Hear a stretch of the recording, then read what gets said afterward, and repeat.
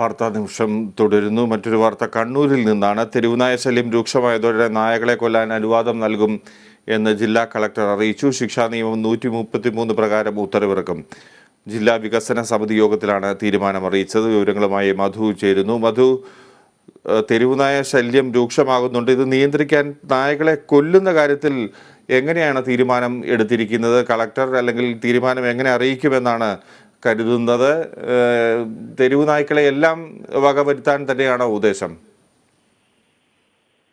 സിജി, ഇന്നലെ നടന്ന ജില്ലാ വികസന സമിതി യോഗത്തിലാണ് ജില്ലാ കളക്ടർ ചന്ദ്രശേഖർ ഇത് സംബന്ധിച്ചുള്ള ഒരു തീരുമാനം യോഗത്തെ അറിയിച്ചത്. വളരെ അപകടകാരികളാണെന്ന് തെളിവ് സഹിത ബോധ്യമായ തെരുവ് നായ്ക്കളെ കൊല്ലാൻ മാത്രമാണ് അനുമതി എന്നാണ് ജില്ലാ കളക്ടർ ജില്ലാ വികസന സമിതി യോഗത്തിൽ അറിയിച്ചത്.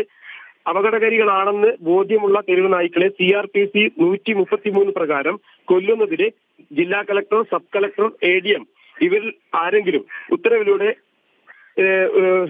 തദ്ദേശ സ്വയംഭരണ സ്ഥാപന സെക്രട്ടറിമാർക്ക് അനുവാദം നൽകാൻ കഴിഞ്ഞ ദിവസം ചീഫ് സെക്രട്ടറിയുടെ നേതൃത്വത്തിൽ ചേർന്ന ഉന്നതതല യോഗം തീരുമാനിച്ചതായി കളക്ടർ യോഗത്തെ അറിയിച്ചു.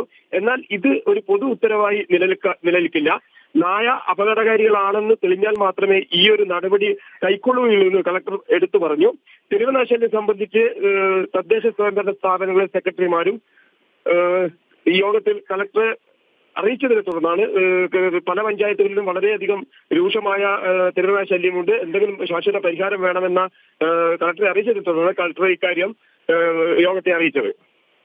ഒരു പ്രധാനപ്പെട്ട കാര്യം, ഈ തെരുവുനായ എപ്പോഴാണ് അക്രമാസക്തമാകുക എന്നൊന്നും പറയാൻ കഴിയില്ല. കൊച്ചുകുട്ടികളെയാണ് ഈ തെരുവുനായ്ക്കൾ കൂടുതലായി ആക്രമിക്കുന്നത്. അത്തരത്തിൽ ഏത് രീതിയിൽ ഇതിനെ കണ്ടെത്തും, ഈ അക്രമകാരികളെ കണ്ടെത്തും എന്നാണ് മനസ്സിലാക്കേണ്ടത്. ആർക്കാണ് ഇത് കൊല്ലാൻ, എങ്ങനെ കൊല്ലാനാണ് ഉദ്ദേശിക്കുന്നത്? ശരി, അത് സംബന്ധിച്ചൊന്നും ജില്ലാ കളക്ടർ യോഗത്തെ അറിയിച്ചിട്ടില്ല. ഈ വരുന്ന 27-ാം തീയതി രാവിലെ 10 മണിക്ക് ഒരു ജില്ലാ സമിതി യോഗം ചേരുന്നുണ്ട്. ആ യോഗത്തിൽ വെച്ചായിരിക്കും ഇത് സംബന്ധിച്ച് കൂടുതൽ വിവരങ്ങൾ അറിയിക്കുക.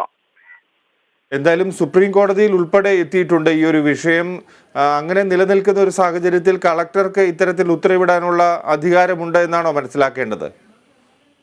തീർച്ചയായും ജില്ലാ കളക്ടറുടെ പ്രത്യേക അധികാരം ഉപയോഗിച്ചാണ് ഇത്തരം ഒരു നടപടി എന്നാണ് ഞങ്ങൾ മനസ്സിലാക്കുന്നത്. മാത്രമല്ല, കഴിഞ്ഞ ദിവസം തിരുവനന്തപുരത്ത് ചേർന്ന ചീഫ് സെക്രട്ടറി വിളിച്ചു ചേർത്ത യോഗത്തിലും ഇത് സംബന്ധിച്ച് തീരുമാനങ്ങൾ ഉണ്ടായിരുന്നു.